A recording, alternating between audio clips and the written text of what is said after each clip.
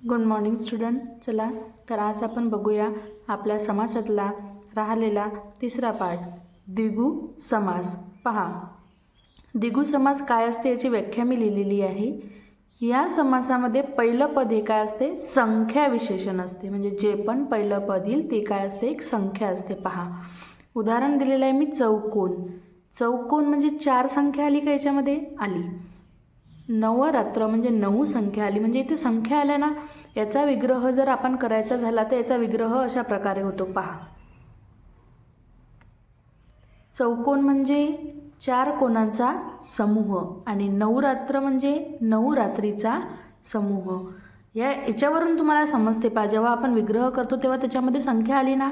चौकोनाचा विग्रह केला तर 4 कोणांचा समूह म्हटलं, 4 संख्या आली. 9 रात्राचा विग्रह करायचा तर 9 रात्रीचा समूह, 9 संख्या आली. म्हणजे आपण इथून व्याख्या प्रूव्ह करू शकतो का? काय व्याख्या होती आपली? की या समासामध्ये पहिलं पद काय? संख्या विशेषण असते. आपलं आलं, चौकोन आहे पण कसा आहे? 4 कोणाचा समूह आहे. रात्री आहे पण कशी आहे? 9 रात्र आहे. म्हणजे विशेषण आले ना बरोबर, संख्या विशेषण. आणखी असे 3-4 आपण उदाहरणं पाहू, तुम्हाला लगेच क्लिअर होऊन जाईल. चला तर आपण द्विगु समासाचे उदाहरण समजून घेऊया. पहिले आपण 5 समासिक शब्द दिले, याचा विग्रह मी तुम्हाला ओरली सांगते आणि जे समासिक शब्द आहे मी ते इथं लिहून दिलेले आहे. पहा, पहिला शब्द आहे त्रिदल. त्रिदल म्हणजे काय? 3 दलांचा समूह. त्रि म्हणजे इथं किती संख्या आली? 3. किती संख्या आली? 3. सप्तऋषी म्हणजे 7 ऋषींचा समूह. मग इथे संख्या किती आली? 7 आली ना संख्या विशेषण. पंचप्राण 5 प्राणांचा समूह. म्हणजे इथं संख्या किती आली? 5. त्रिभुवन 3 भुवनांचा समूह. संख्या किती आली परत? 3.